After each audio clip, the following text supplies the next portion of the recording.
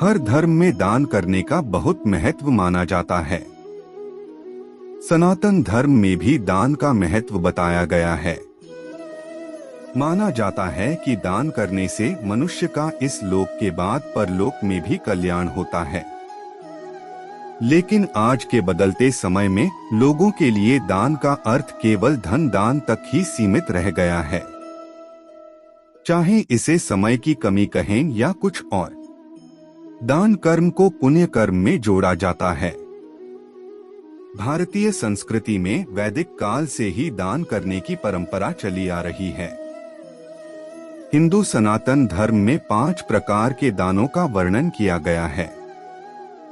ये 5 दान हैं विद्या, भूमि, कन्या, गौ और अन्नदान। इन 5 दानों का बहुत महत्व माना जाता है। लेकिन दान करते समय ध्यान रखें कि किसी भी प्रकार का दान निस्वार्थ भाव से किया जाना चाहिए, वह तभी फलीभूत होता है। तो चलिए जानते हैं इन 5 दानों का महत्व।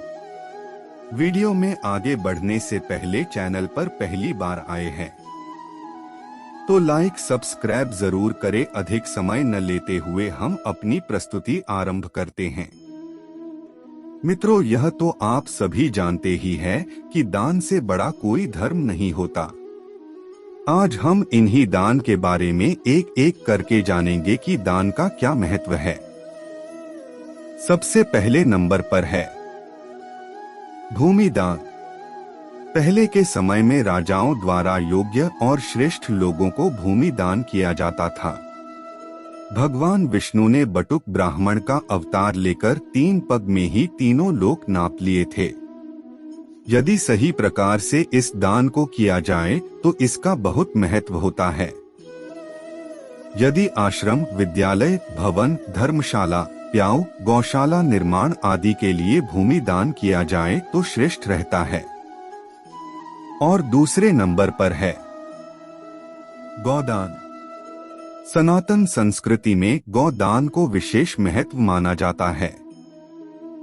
इस दान के संबंध में कहा जाता है कि जो व्यक्ति गौदान करता है, इस लोक को बाद परलोक में भी उसका कल्याण होता है।